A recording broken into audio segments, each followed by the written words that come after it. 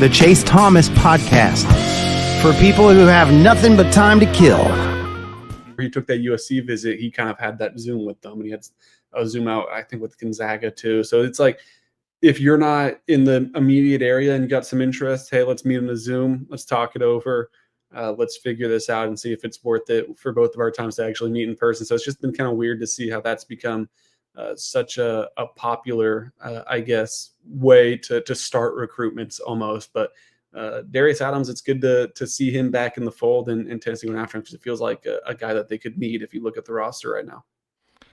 Well, that's what's so interesting, because that one just came out of nowhere. Let's start with Darius Adams here, Ryan, because he was someone that you just forget about, because recruiting and just so many things have happened since Darius Adams ended up at UConn. Because he's been committed. I don't have it in front of me, but he's been committed to UConn for a minute. Like, it's been a while that he made that. Because I think he even committed to UConn before Amari Evans committed to Tennessee. Like, I think it's been a while for him. But it was someone that Tennessee, I think, thought they had a good shot at, right? Like, this was someone early on when we're building our board for this class, that Darius Adams is one of the highest sought-after guys, and clearly a good dude to go after with UConn at the time, being the defending back-to-back national champs, and they get him. So you're like, oh, well, what can you do? You lost to the two-time defending national champions, UConn, for Darius Adams. But then, like, we're just so late in the game. Like you said, the transfer portal window closes here tomorrow for basketball, and Tennessee is, like, they're at the razor-thin area of closing down their roster. I mean, it's quietly filling up. They've got a couple spots left, but they keep missing on the Chaz Lanier spot, right? Like, you had McNeely out of the gate here. You had Rodney Rice. And now you're just kind of like, I don't know. The Lafayette kid's still out there, I think, as of this recording. Yes. But there are also just so many people in the portal in hoops right now that you're like, it's just hard to get a good grasp on who Tennessee is, like, how dire it is in terms of, like, what their two guard situation, because they need another shooter. Like, there's just no way around it. They need another scorer on the perimeter. They're deep. They're done at the big spot, but they're done at the wings. I think it's going to be Ament and Evans manning the wing spots. Like, I think those are just where a lot of those 3 minutes are going to go. What you need is a two. But Darius Adams, like, suddenly you get really young and in a hurry if you pivot to Darius Adams, because it's very different than going for McNeely at a UVA. Those are two completely different players and different timelines. So I think it's so fascinating, because what it would say to me is, like, he's still good enough. It's not like one of those, like, because I think Bishop Boswell was like 70-ish in his class. Darius Adams, I don't know if you have it in front of you where he is on either 247 or on 3, what his class rank.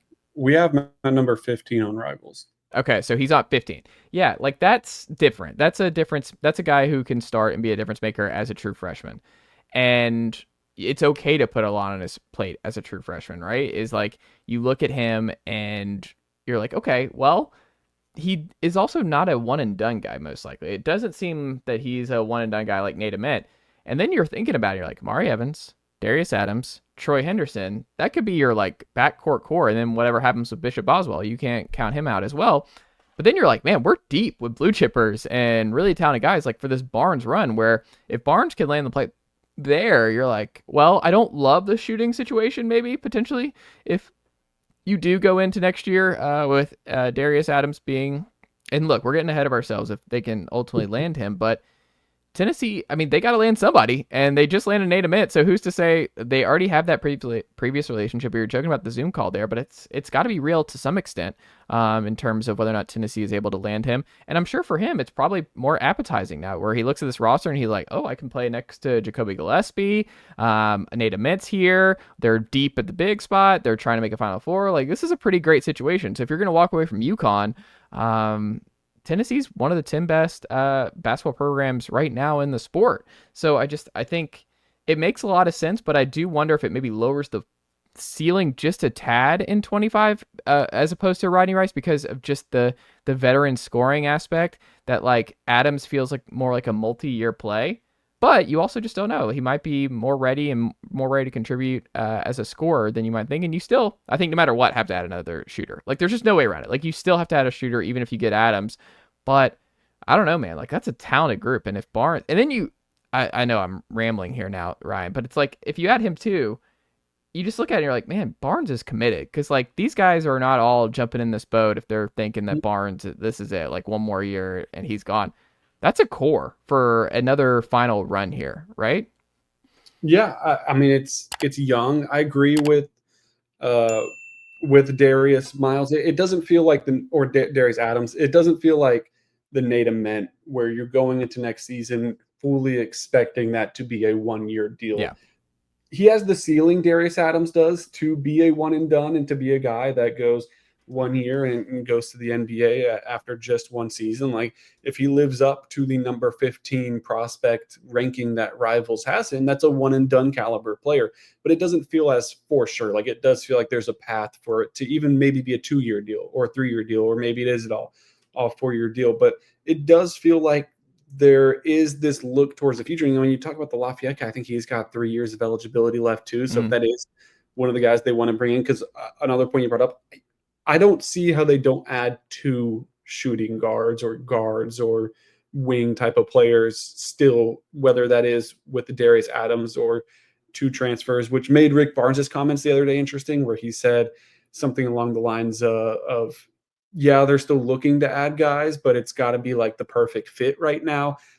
I mean, I understand why you would say that. Like, you're not going to say, yeah, we'll take a guy who doesn't fit right now. But like, to me, it feels like Tennessee is not desperate, but like they need help there. Because right now, if you just look at the roster on paper, I mean, Bishop Boswell or Amari Evans is starting at your 2 spot, and that's not a Final Four recipe necessarily. So, and they know that. And I think that's why you saw them go after, like you said originally, the Isaac McNeely, and then they go and they try to land Rodney Rice, and that doesn't work. And they have Duke Miles, who's an Oklahoma transfer, who I think he has just 1 year of eligibility, but he's a sharp shooting 2 guard type of guy. So they have guys on their radar, but I think Darius Adams, that fit just makes so much sense for Tennessee to come in, likely be a starter. Even if he's not a starter, he's going to play a lot of minutes and be alongside as circling back to what you mentioned, a group that feels like it's going to be around for a little bit. Like Jacoby,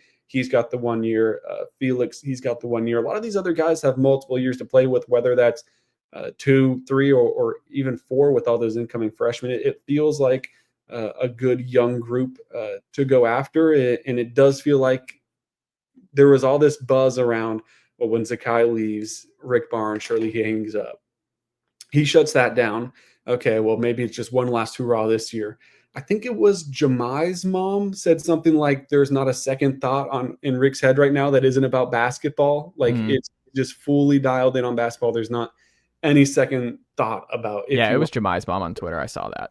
So that to me tells me, like, sure, is he getting up there in age in terms of college basketball coaches, but he's adjusted well to the transfer portal. He seems new age enough that he's surviving in this new weird landscape of college sports. Like, who's to say he doesn't give you 3 or 4 or 5 more years at this point if his health holds up and he still loves what he does, which there's no sign that he doesn't. Like, yeah, he's building up a nice another core to kind of make another run at this thing over the next few years. Yeah, it's exciting, and I think part of it with Barnes is just that, like, there's alignment across the board, so it makes more sense that he has this like renewed energy, because there's energy from the powers that be, his staff, his players, that like, hey, we're going for a national championship. We'll put in whatever it takes to get Nate Ament. Like, that is a big commitment from the university. So I think that helps in terms of keeping this thing humming and just going for it over and over again. Because, I mean, it's still at the end of the day going to be hard for him to rebuild this roster without Zakai, Janiah, and company. Like, it's hard. You're venturing into the unknown.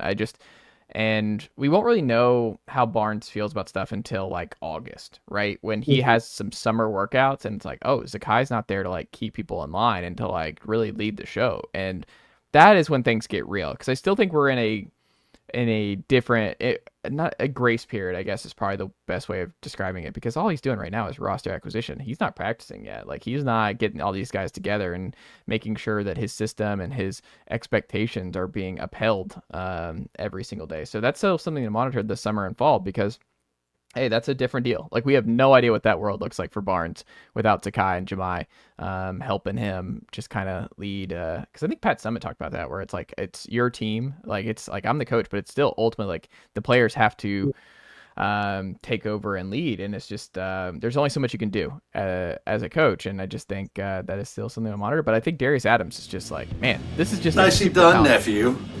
The Chase Thomas podcast. Hell yeah.